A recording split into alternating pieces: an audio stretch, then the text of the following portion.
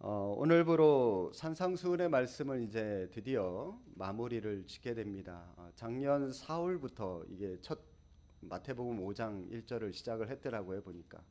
오늘 3월 첫째 주인데 거의 뭐 11달, 11달 그렇게 우리가 이 세 장에 걸쳐서 말씀을 쭉 집중적으로 보게 됐는데, 무리가 아닌 제자가 되고 또 입으로만 주여 주여 주님의 이름을 부르는 것이 아니라 하나님의 뜻대로 행하고자 몸부림치는 사람, 즉 말과 행동이 일치되는 삶을 살아갈 것을 말씀하신 이 주님의 가르침이 산상수훈의 핵심적인 말씀이라고 할 수 있습니다. 어쩌면은 이 주님의 말씀을 들은 많은 분들에게 예수님의 이 주옥 같은 가르침을 들었으니까 참 감사하다, 참 기쁘다, 참 행복하다, 그런 느낌보다는 오히려 더 도전적이고 어쩌면 근심을 오히려 더 많이 갖게 되는 그런 말씀이지 않나, 그런 생각을 해보게 됩니다. 오늘 이 마지막 말씀도 말씀대로 살고자 하는 분들에게는 기대감이 될 수가 있겠지만, 그렇지 못한 분들에게는 오히려 근심만 가득 안게 되는 그런 또 다른 말씀이 될 것 같습니다. 성도 여러분, 우리가 지금까지 들었던 이 산상수훈의 말씀이 왜 근심이 될까요? 어쩌면은 이 순종할 만한 자신이 없기 때문이 아닐까요? 순종할 만한 자신이 없다는 말은 말씀을 들어서 알기는 알아요. 저대로 해야 된다라고 하는 것은 알기는 아는데 그 말씀대로 살아가는 게 사실 부담이 되는 거잖아요. 그죠?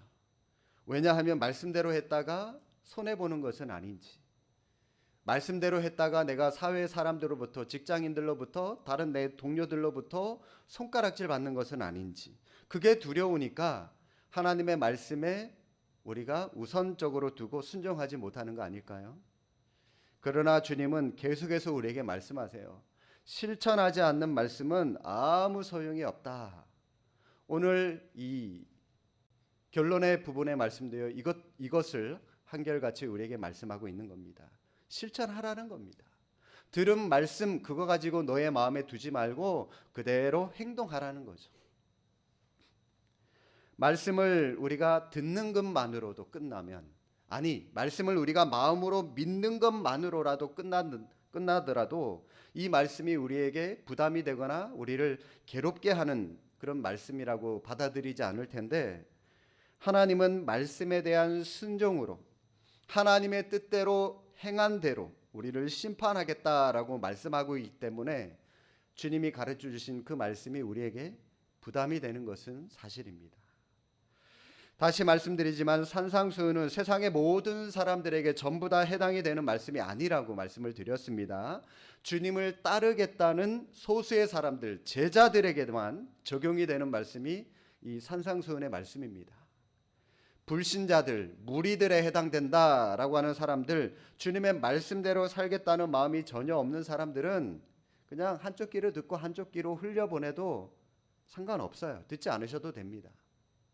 그러나 내가 주님의 제자라고 한다면, 적어도 주님의 제자답게 살기를 원한다면 여러분 이 말씀을 여러분 마음에 간직하시고, 그것을 마음에 간직할 뿐만이 아니라 여러분의 손과 여러분의 발로 옮겨져야 되는 거죠. 지정의, 의지적인 부분까지, 실천하는 부분까지 나아가야 한다라고 하는 겁니다. 순종을 시도도 해보지 않고 무조건 어려운 것이라고 생각하지 마시기를 바랍니다. 순종은요, 마치 어린아이가 이제 막 걸음마를 배우는 그 단계와 마찬가지입니다.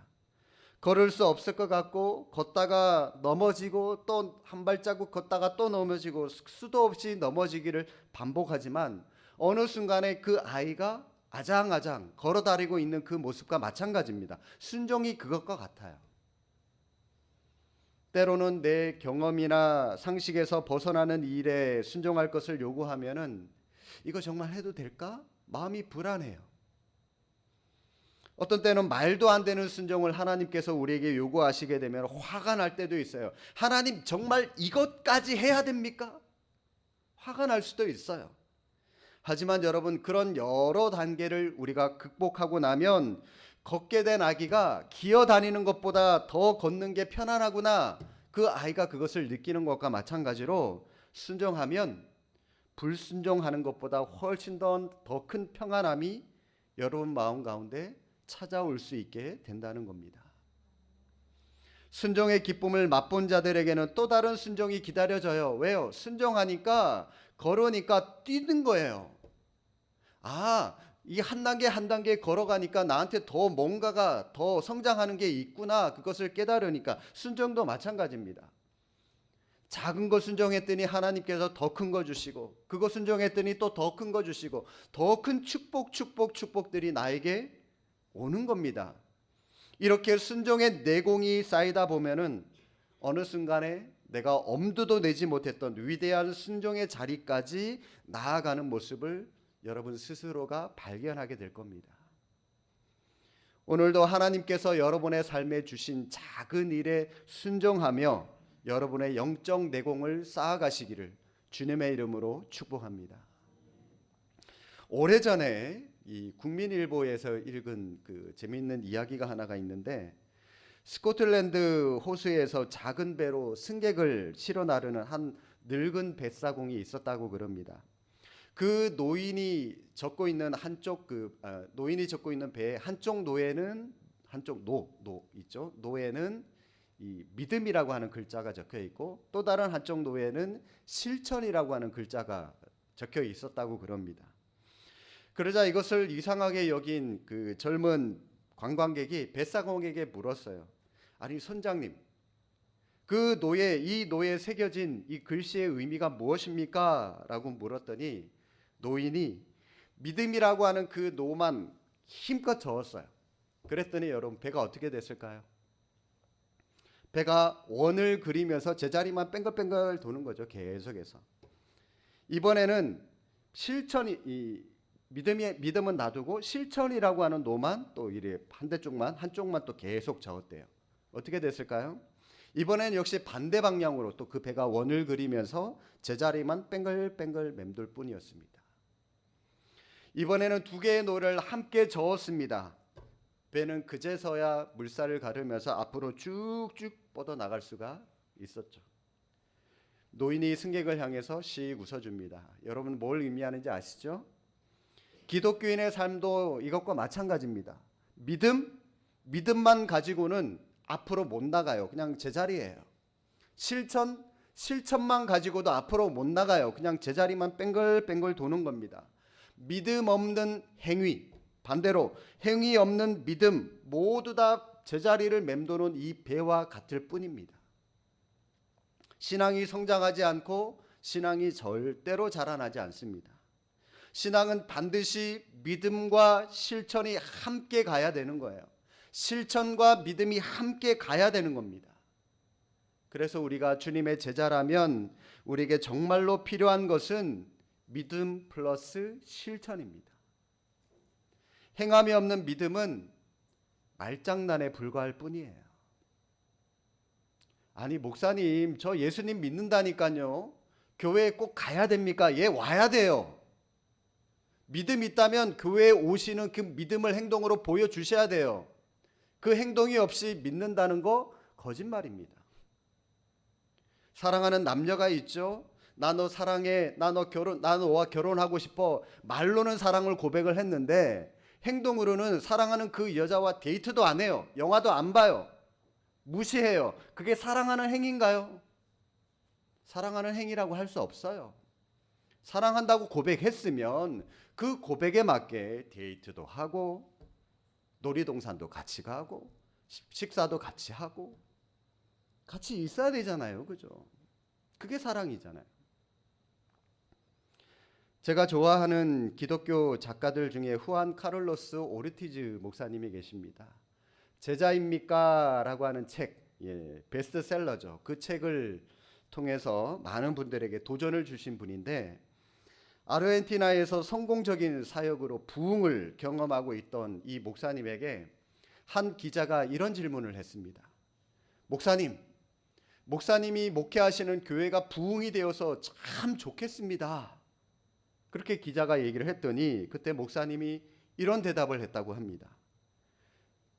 우리 교회 옆에는 공동묘지가 있습니다. 보통 하루에 3구 정도 시체가 들어옵니다. 1년이면 1000개의 묘지가 생기는 셈이죠. 그런데 아무도 공동묘지가 부흥했다고 말하지 않습니다. 그런 얘기를 했어요. 여러분, 이게 무슨 말인지 아십니까? 믿음과 행함으로 주님의 말씀을 진정 따르고자 애쓰는 주님의 제자들이 아니라 그냥 무리들, 그 무리들이 수백 명, 수천 명이 교회 와서 예배를 드린다 한들 하나님의 관점에서는 그 무리들은 그냥 한낱 시체들에 불과하다는 겁니다. 눈에 보이는 숫자 가지고 부흥을 논하지 말라는 말이에요. 무슨 말씀인지 아시죠? 지난주에 이어서 오늘 본문 21절부터 23절 말씀, 여러분 이 형광펜 가지고 계시면은 막 진하게 체크하시고요. 이거를 주옥같이 여러분 마음에 좀 담으셨으면 좋겠습니다. 우리가 평생을 주님을 믿는다고 믿었는데, 주님의 이름으로 가르치고 봉사했는데, 심지어 주님의 이름으로 귀신을 쫓아내고 병자들을 고치는 권능까지도 행했는데, 하나님이 마지막 이 심판날에 나 너 몰라, 너 불법만 행하다 왔잖아 라고 우리를 책망하실 수 있다는 그 사실이 얼마나 두려운 일인지 여러분 한번 생각을 해 보십시오. 얼마나 두려운 일입니까? 오늘 말씀을 보시면 적어도 예수님을 주라고 고백한 이 사람들의 신앙이 어느 정도인지를 우리가 알 수 있습니다. 주님을 한 번 부른 것도 아니에요. 주여! 주여! 주님의 이름을 연속으로 2번이나 부른 것으로 봐서 상당히 열정을 가진 사람들입니다. 또 많은 사람들이 이 사람들이 한 일들을 알고 있는 것으로 봐서 공개적으로 참 어쩌면 인기가 있었던 그런 사역을 했었던 사람들인 것 같아요. 주님의 이름으로 사역을 굉장히 열심히 했습니다. 귀신을 쫓아내기도 하고 주님의 이름으로 많은 권능을 행하기도 했습니다. 문제는 그들이 주님의 이름을 공개적으로 사용하면서 사역했을지는 몰라도 주님은 그들을 모른다라고 말씀을 하신다는 거예요. 나 너 몰라. 이유가 뭐라고 말씀드렸죠? 지난주에 주님이 그들의 고백을 거부하시고 그들을 불법을 행한 자들이라고 책망하신 이유는 말로만 그들이 주님의 이름을 불렀을 뿐 그들의 삶은 전혀 도덕적이지도 않았고 전혀 신앙적이지 않았고요. 그들의 믿음은 그들의 삶과 전혀 연결되지 않았기 때문에 그렇습니다. 그들이 주님의 이름을 불렀다 할지라도 그들은 주님의 이름을 이용을 해서 자신의 이름을 드러내고 자신의 사역을 확장해 나가는 수단으로만 사용했을 뿐 정작 그들의 삶에는 전혀 하나님의 말씀이 없었기 때문이었습니다. 오늘 본문의 말씀과 병행되는 구절이 누가복음에 한 번 더 등장하는데요. 누가복음 6장, 우리 한번 성경 한번 찾아보실까요? 오늘 본문 말씀 책갈피로 끼워두시고 누가복음 6장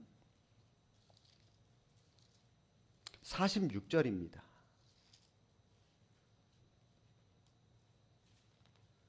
6장 46절 말씀 한번 보실까요? 주님께서 이렇게 말씀하십니다. 함께 읽겠습니다. 너희는 나를 불러 주여 주여 하면서도 어찌하여 내가 말하는 것을 행하지 아니하느냐? 행하지 아니했다라고 말씀합니다. 자, 이 구절에서 우리가 뭘 알 수 있나요? 우리는 말하는 것과 행하는 것이 전혀 다른 차원의 문제구나라고 하는 것을 알 수가 있습니다.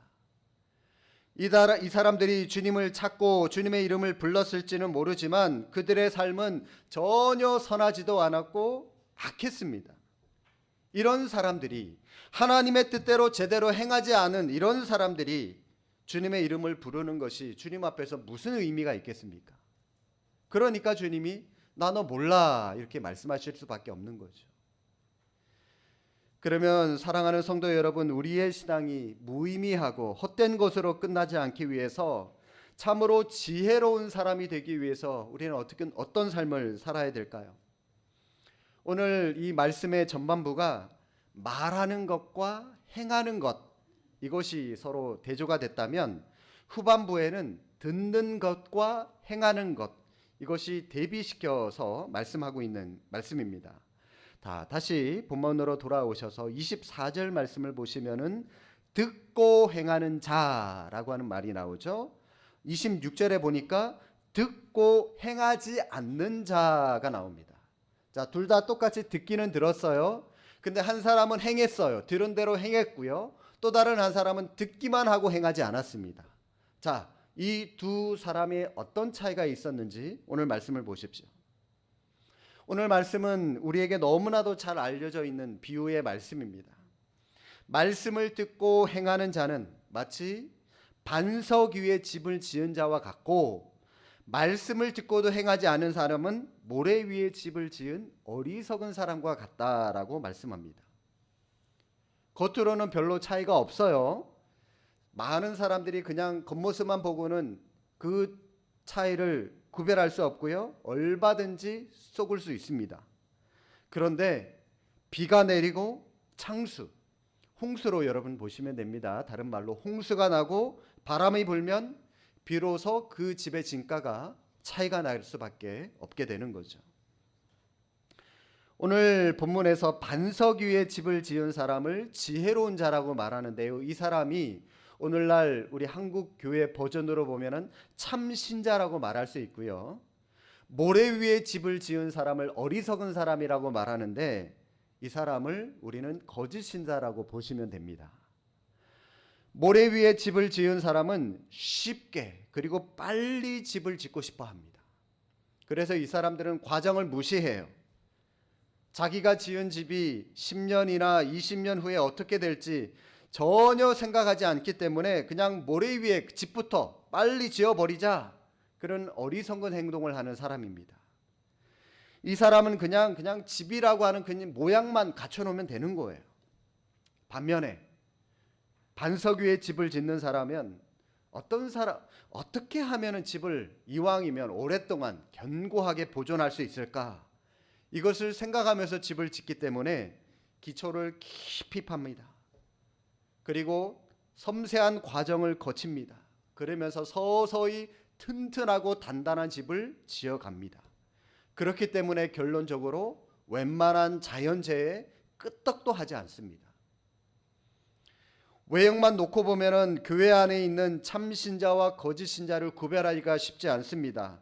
참신자와 거짓신자 함께 똑같이 교회에 들어와서 예배를 합니다. 함께 성경을 읽고 함께 기도도 하고 함께 찬양도 드리고 함께 헌금도 드려요. 함께 교회 안에서 여러 가지 봉사도 합니다. 그래서 구별하기가 쉽지 않습니다. 외형만 비슷한 게 아니라 내적으로도 비슷한 게 많아요. 둘 다 죄 용서받기를 간구하고요, 마음의 평안을 얻기를 바랍니다. 어려울 때 하나님의 도움을 구하고 영적인 체험을 하기를 원하는 것도 둘이 똑같습니다. 더 나아가서 지옥에 가지 않고 천국에 가고 싶다는 그 생각도 비슷할 수 있습니다. 그런데 참신자와 거짓신자의 결정적인 차이가 있어요. 그 차이가 뭔가요? 그 차이가 바로 기초입니다. 기초가 틀려요. 지혜로운 사람은 기초를 반석 위에 두고 어리석은 사람은 기초를 모래 위에 세웁니다. 어리석은 자도 똑같이 집을 지어요. 나름대로 열심히 집을 지을 겁니다. 하지만 반석 위가 아니라 모래 위에 집을 짓습니다. 외관상으로 어쩌면 더 아름다운 집을 지을 수도 있어요. 그리고 반석 위에 집을 짓는 것보다 기초 공사도 짧은 시간 안에 할 수 있으니까 많은 사람들에게 현명한 것처럼 보일 수도 있습니다. 그러나 드러나지 않은 분명한 근본적인 차이가 있죠. 날씨가 좋을 때는 차이가 없어요. 아무런 차이가 없어요. 그러나 비가 오거나 홍수가 나거나 태풍이 오면은 두 집은 분명한 차이가 있을 수밖에 없습니다. 태풍이 불고 홍수가 나도 반석 위에 세운 집은 안전하지만 모래 위에 지은 집은 무너집니다. 1923년 9월에 일본의 동경과 요코하마를 중심으로 큰 지진이 있었습니다. 동경 대지진이라고 그러죠. 이 지진으로 10만 명의 이 사상자가 발생을 했다고 그럽니다. 어마어마하죠. 그 당시 이 동경의 3분의 2가 거의 다 파괴된 어마어마한 그런 대지진이었습니다. 그런데요, 그 중에 유일하게 제국 호텔이라고 하는 호텔이 있는데 그 호텔만큼은 끄떡하지 않고 그냥 유리창 5장만 깨지는 게 달랑이었습니다. 그리고요, 그 호텔 안에 있었던 사람들도요, 다 무사했어요. 다 무사했습니다. 제국 호텔은 미국의 건축가 이 프랭크 로이드 라이트라고 하는 사람이 세웠는데 당시 건축할 때 4년이 걸렸는데 4년 중에 2년 이상을 기초만 파는데 시간이 걸렸다고 그럽니다. 많은 사람들이 기초 공사하는 동안 왜 쓸데없이 시간을 낭비하고 돈을 낭비하느냐 그러면서 많은 사람들이 비난하고 조롱했다고 그럽니다. 그런데요, 이 라이트는 묵묵히 4년 동안 그 온갖 비난을 겪어가면서 4년 동안 제국 호텔을 완성을 했습니다. 그리고 관동 대지진이 일어났을 때 비로소 그 진가가 드러났죠. 기초라고 하는 것이 이만큼 중요해요. 그러면 여러분, 신자들의 신앙생활에 있어서 기초가 뭘까요? 우리의 기초, 우리의 토대. 뭐가 우리의 기초인가요? 24절 말씀 한번 보십시오. 그러므로 누구든지 나의 이 말을 듣고 행하는 자는 그 집을 반석 위에 지은 지혜로운 사람 같으리니. 자, 나의 이 말 바로 주님의 말씀이죠. 그래서 넓은 의미에서 기초는, 우리의 기초는 성경을 말합니다. 하나님의 말씀인 성경을 말합니다. 참 신자는 성경을 받아들여요. 성경이 하나님의 말씀이다라고 하는 것을 받아들입니다. 자신의 생각과 경험과 맞지 않더라도 성경을 하나님의 말씀으로 믿고 받아들이려고 몸부림쳐요. 반면에 거짓 신자는 성경을 안 믿어요. 예배는 드리지만 안 믿어요. 기도는 하지만 하는 척할 뿐 안 믿어요. 성경을 무시합니다. 성경을 받아들인다 할지라도 성경 전체를 받아들이지 않고 자기에게 필요한 것만 취사 선택해서 받아들입니다. 하나님의 사랑은 받아들여요. 그런데 하나님의 심판은 거부합니다. 예수님의 기적은 받아들여요. 그런데 십자가를 져라, 자기를 부인해라, 희생해라, 이 말씀은 안 받아들입니다. 그러면 여러분, 조금 더 구체적으로 반석 위에 집을 짓는다라고 하는 것이 무슨 말일까요? 24절 한 번 더 보실까요? 나의 이 말을 듣고 행하는 자. 바로 예수님의 말씀을 듣고, 듣는 게 아니에요. 하나님의 말씀으로 듣는 것만이 아니라, 이 기초가 아니라 듣고 행하는 자가 비로소 반석 위에 집을 짓는 지혜로운 사람, 참 신자다라고 주님께서 말씀하고 있는 것입니다. 바울은 고린도전서 3장 11절에서 이 터는 곧 예수 그리스도다라고 우리에게 분명히 말씀을 해 주셨습니다. 예수님의 말씀 위에 집을 세우는 자가 지혜로운 사람이다라고 하는 것이죠. 성도 여러분, 반드시 우리의 마지막이 옵니다. 그때는 우리가 들은 대로가 아니라 우리가 들은 대로 제대로 행하면서 살았는지, 어떻게 살았는지 반드시 그걸 가지고 심판할 때가 온다는 거죠. 지금은 잘 드러나지 않습니다. 그러나 우리의 믿음을 뒤흔드는 때가 마지막 날에 반드시 온다는 거죠. 우리가 들은 말씀대로 행하지 못하는 이유, 무엇 때문에 그럴까요? 입으로는 우리가 믿는다고 말하지만, 귀로는 우리가 듣는다고 하지만 실제로는 우리가 믿지 않기 때문에 우리가 행하지 못하는 거죠. 행하지 않는 거죠. 이스라엘 백성들이 출애굽하는 6월절 밤에 어떤 일이 일어났습니까? 이스라엘 백성들이 애굽의 종살이를 벗어나기 전 마지막 10번째 재앙으로 죽음의 사자가 모든 집을 덮치고 지나갔습니다. 다음 날 애굽의 전역에 큰 울음이 있었죠. 애굽의 모든 장자와 가축의 첫 새끼가 다 죽어버렸습니다. 그러나 하나님의 말씀을 듣고 집 문설주나 임방에 양의 피를 바른 집만 죽음의 사자가 넘어갔습니다. 그 문을 넘어간 날이 넘어갈 유, 넘어갈 월, 그래서 죽음의 사자가 넘어갔다라고 해서 유월절이라고 우리는 얘기를 하죠.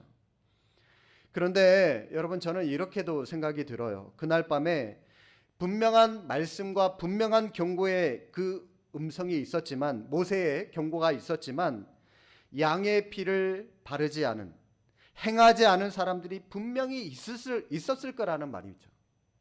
그 결과 그들에게 그날 밤은 심판의 밤이 되었을 겁니다. 말씀을 듣기만 한 자와 듣기는 들었지만 행동으로 옮기지 않은 사람 사이에 분명한 결과가 명확하게 나타나는 그런 유월절 밤이었다라고 하는 겁니다. 우리가 하나님의 심판대 위에 서게 되는데 우리의 의와 공로로 서는 것이 아닙니다. 그 말씀을 듣고 제대로 행했는가, 제대로 실천하며 살았는가, 그거 가지고 우리가 하나님의 심판대 앞에 서게 되는 겁니다. 이 사실을 기억하시기를 바랍니다. 오늘 이 산상수훈의 말씀을 다 들은 사람들이, 청중들이 반응을 한번 보십시오. 깜짝 놀랐습니다. 엄청난 충격을 받았죠. 28절과 29절 말씀입니다. 예수께서 이 말씀을 마치심에 무리들이 그의 가르치심에 놀라니 이는 그 가르치시는 것이 권위 있는 자와 같고 그들의 서기관들과 같지 아니함일러라. 여기서 이 놀라다라고 하는 말은 경악하다라고 하는 말입니다. 충격을 받았다라고 하는 그런 뜻이에요. 청중들이 예수님의 가르침을 듣고 나서 경악하고 충격을 받은 놀란 그런 이유가 무엇입니까? 바로 예수님의 권위 때문이에요. 권위 때문에. 예수님의 말씀이 서기관들의 가르침과 같지 않았기 때문이었습니다. 예수님 당시 이 서기관들의 교훈의 특징은 언제나 이 권위자들의 말을 인용하는 것뿐이었어요. 인용해서 백성들에게 가르쳐 주지 자기들의 생각을 전혀 말하지를 못했습니다. 그렇기 때문에 그들은 율법의 전문가라기보다는 그냥 모세 이래로 쭉쭉 구전적으로 내려오는 여러 가지 율법의 해석들, 전통의 전문가들이었기 때문에 그들의 가르침이라고 하는 것은 새로울 게 없었어요. 결국 연속의 그 인용의 연속뿐이었습니다. 그런데 예수님의 가르침은 전혀 달랐죠. 예수님의 가르침은 그 자체가 독창적이었을 뿐만이 아니라 그 가르침에는 확신성과 확실성이 있었습니다. 예수님의 말씀이 곧 하나님의 말씀이기 때문에 그리고 권위가 있을 수밖에 없는 것입니다. 예수님의 산상수훈을 들으면서 많은 사람들이 이런 생각을 했을 겁니다. 야, 도대체 이분이 누군가? 도대체 이 사람이 누구길래 자기가 마치 하나님의 권위를 가지고 있는 것처럼 이런 말을 할 수가 있단 말인가? 그런 의문이 생겼단 거죠. 예수님의 가르침을 통해서 청중들은 예수님의 인격과 신분과 권위에 강한 인상을 받았던 것입니다. 마찬가지로 성도 여러분, 우리가 산상수훈의 말씀을 통해서 발견해야 될 것, 마지막 이겁니다. 산상수훈의 말씀을 하신 저 예수님이 나에게는 어떤 분이신가? 이걸 우리가 발견할 수 있어야 되는 겁니다. 예수님이 누구신지 여러분 개인적으로 제대로 발견하지 못하는 사람에게 예수님의 이 산상수훈은 영원히 풀 수 없는 수수께끼가 되거나 아니면 예수님의 이 산상수훈의 말씀이 단순한 윤리적인 도덕적인 가르침 정도로 이해할 수밖에 없을 것이기 때문에 그렇습니다. 사랑하는 성도 여러분, 여러분은 지금까지 신앙생활을 해오시면서 성경을 읽으면서 성경의 그 말씀이, 그 문장이, 그 문맥이 뭘 의미하는지 여러분 그걸 알기 위해서, 깨닫기 위해서 깊이 연구하고 고민하고 땀 흘리고 여러분의 시간과 여러분의 노력을 투자해 보신 적이 있으십니까? 있으셔야 돼요. 주님의 말씀을 듣고 비록 손해보는 그런 일이라고 생각이 든다 할지라도 그대로 순종할 것을 다짐하고 혀를 깨물고 결심해 보리라. 여러분, 그런 결단의 각오를 가져본 적이 있습니까? 적어도 제자라면 그런 고민, 그런 노력 정도는 우리의 삶 속에서 있어야 됩니다. 말씀을 들은 것으로 끝날 수 없어요. 들었으면 행동으로 옮기셔야 됩니다. 실천하셔야 됩니다. 그걸 하나님은 우리에게 원하십니다. 오늘 주님이 말씀하셨죠. 누구든지 나의 이 말을 듣고 행하는 자는 그 집을 반석 위에 지은 지혜로운 사람 같다. 저와 여러분을 향하여 지혜로운 사람들이다 라고 주님께서 우리에게 축복해 주시는 칭찬의 말씀으로 오늘 말씀을 받아들이는 저와 여러분의 삶의 모습이 될 수 있기를 주님의 이름으로 축복합니다. 기도하겠습니다.